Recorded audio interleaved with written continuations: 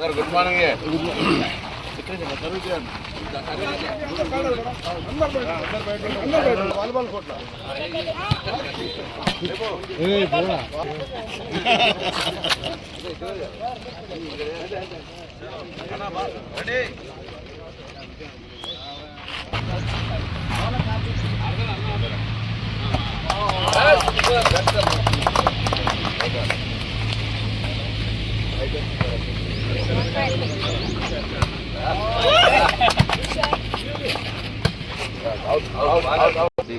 వీళ్ళ పోల్ట్రీస్ ఉంటాయి ఇక్కడ మెయిన్ రోడ్ నాన్నగారు లక్ష్మరెడ్డి గారని వడ్లు అన్న పోల్ట్రీ ఇండస్ట్రీ అన్నకు తెలుసు.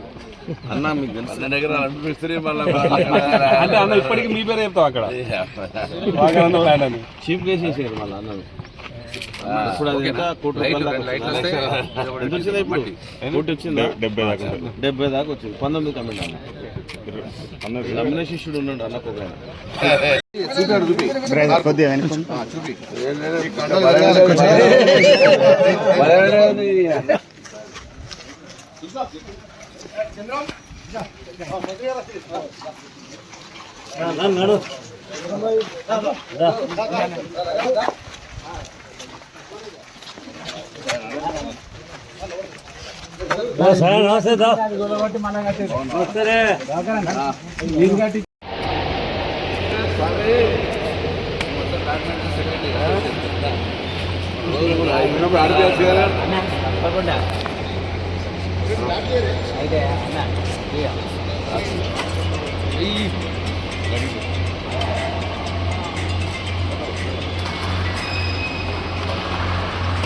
Very good.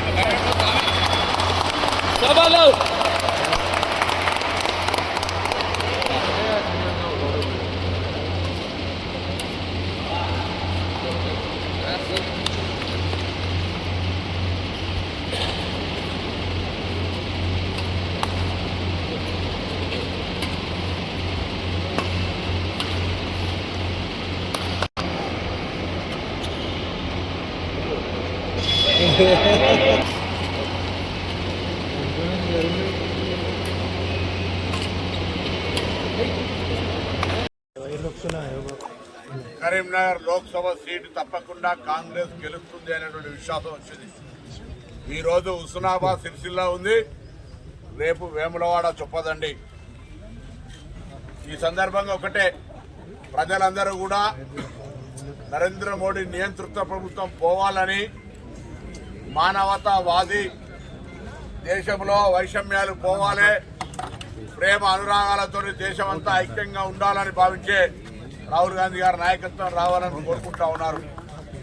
దానితో పాటుగా ప్రజలు అసహ్యించుకుంటా ఉన్నారు. ఈరోజు బాండ్ల పేరు మీద, ఎలక్ట్రల్ బాండ్ల పేరు మీద వివిధ సంస్థల ద్వారా నల్లధనాన్ని తీసుకోవడానికి ఎలక్ట్రల్ బాండ్ రూపొందించడం ప్రధానమంత్రి గారు చెప్పడం అంటే నేరుగా అవినీతిని ప్రోత్సహిస్తున్నట్టే అనే మాట ఈరోజు యావత్ దేశం మాట్లాడుకుంటా ఉంది. ఎక్కడైతే గట్టిగా ఉన్నామని చెప్పుకునే ఉత్తర భారతదేశంలో బీజేపీ కోటలు పగులుతుంటే దక్షిణ భారతదేశం మీద ఉద్దేశపూర్వకంగా ప్రత్యేకించి అమిత్ షా ఇక్కడ నిఘా పెట్టి అన్ని ఏర్పాట్లు చేస్తామని చెప్తా ఉన్నారు. అయినప్పటికీ ప్రజలు తెలంగాణకు సంబంధించి 10 సంవత్సరాలుగా భారతీయ జనతా పార్టీ, అది విభజన హామీలు కావచ్చు లేదా 10 సంవత్సరాల ప్రభుత్వంలో తెలంగాణకు సంబంధించి రొటీన్గా వచ్చేటువంటి కార్యక్రమాలు తప్ప ఒక్కటి కూడా, ఒక విద్యా సంస్థ కావచ్చు, ఒక వైద్య సంస్థ కావచ్చు, ఒక పరిశ్రమ కావచ్చు, ఏది కూడా తెలంగాణ ప్రజలకు ఈ కేంద్ర ప్రభుత్వం నుంచి రాలేదు. మీరు వచ్చిందంటే చూపేయమని అడుగుతా ఉన్నాం. నిన్న కిషన్ రెడ్డి గారు రాష్ట్ర స్థాయి పార్లమెంటు అభ్యర్థిగా అక్కడ ఒక పవర్ పాయింట్ ప్రజెంటేషన్ చేసినారు.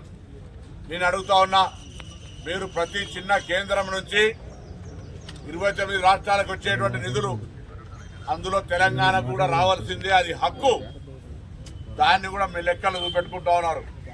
నిజంగా మీరు కేంద్ర మంత్రిగా లేదా కేంద్ర ప్రభుత్వం ద్వారా తెలంగాణ ప్రయోజనాలకు సంబంధించి ఏమైనా ప్రత్యేకించి ఒక ప్యాకేజీ కిందనో, ఒక ప్రత్యేకమైనటువంటి ప్రణాళిక కిందనో తెలంగాణ ప్రజల ప్రయోజనానికి సంబంధించి తీసుకొస్తే అప్పుడు గొప్ప.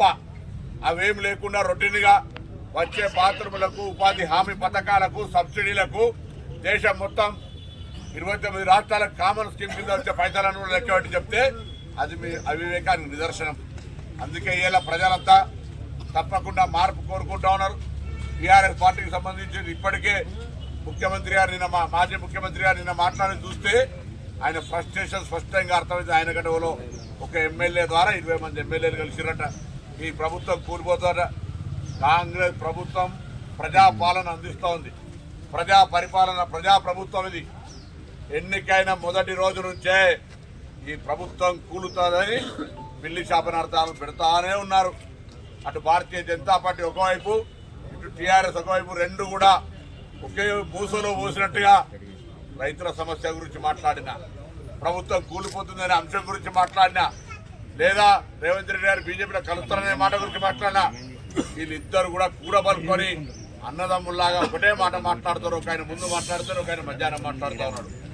నేను అడుగుతా ఉన్నా, ఇలా రైతులకు సంబంధించి కేసీఆర్ గారు నిజంగా రైతుల మీద ప్రేమ ఉంటే భారతీయ జనతా పార్టీ 3 నెలల చట్టాలు తెచ్చినాడు, వ్యతిరేకిస్తున్నట్టు చేసి మళ్ళీ మద్దతు ప్రకటించినావు. అంతేకాదు ఇలా బీజేపీ ప్రభుత్వం రైతులకు పెన్షన్ ఇస్తానది, రైతులకు సంబంధించి గిట్టుబాటు ధర 2 చేస్తానది. కానీ 22 పంటలకు ఆనాడు కాంగ్రెస్ పార్టీ ఇస్తే 10 సంవత్సరాలు 23వ పంటగా మీరు ఒక పంటను కూడా చేర్చలేకపోయారు. మీరు రైతుల గురించి మాట్లాడుతూ ఉన్నారు, రైతుల మీద ముసలి కన్నీరు గారుతూ ఉన్నారు. కాంగ్రెస్ పార్టీ అంటేనే రైతులు, రైతులంటేనే కాంగ్రెస్ పార్టీ. తప్పకుండా వచ్చే ఆగస్టు నెల నుంచి వాళ్ళకు 2 లక్షల రూపాయల రుణమాఫీ చేయడంతో పాటుగా వచ్చే వర్షాకాలం సీజన్లో 500 రూపాయల బోనస్ ఇస్తామని బల్ల గుద్ది మా ప్రభుత్వం చెప్తా ఉంది. ఇప్పటికే ఉచిత బస్సు ఇచ్చిన, గ్యాస్ సిలిండర్